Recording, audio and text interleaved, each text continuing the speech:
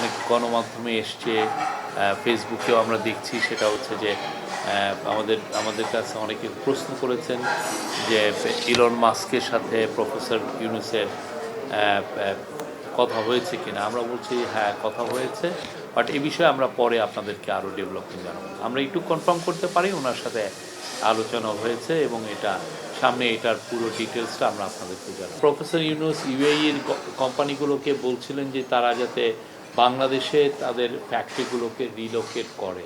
কিন্তু সেই আলোকে আজকে ইউএইর ট্রেড মিনিস্টার প্রফেসর ইউনূসকে প্রপোজাল দিয়েছেন যে তারা বাংলাদেশে একটা ইপিজেড করতে চায়, এক্সপোর্ট প্রসেসিং জোন।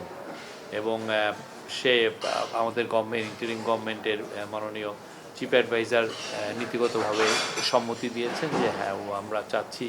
তারা আসলে যেটা হবে, ইউএর কোম্পানিগুলো অনেক বড়, তারা they can bringing lot of investment এবং এটার ফলে প্রচুর জব তৈরি হবে। আশা করা যায় এই বিষয়ে সামনে আরও অনেক বেশি কাজ হবে।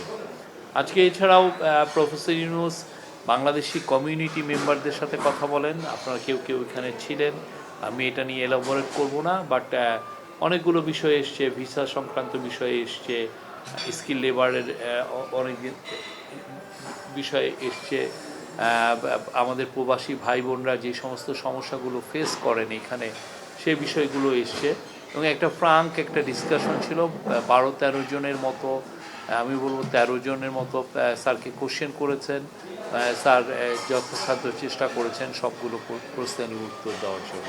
অনেক গণমাধ্যমে এসছে, ফেসবুকেও আমরা দেখছি। সেটা হচ্ছে যে আমাদের কাছে অনেকে প্রশ্ন করেছেন যে ইলন মাস্কের সাথে প্রফেসর ইউনূসের কথা হয়েছে কিনা। আমরা বলছি হ্যাঁ, কথা হয়েছে, বাট এই বিষয়ে আমরা পরে আপনাদেরকে আরও ডেভেলপমেন্ট জানাবো। আমরা একটু কনফার্ম করতে পারি ওনার সাথে আলোচনা হয়েছে এবং সামনে এটার পুরো ডিটেলসটা আমরা আপনাদেরকে জানাবো।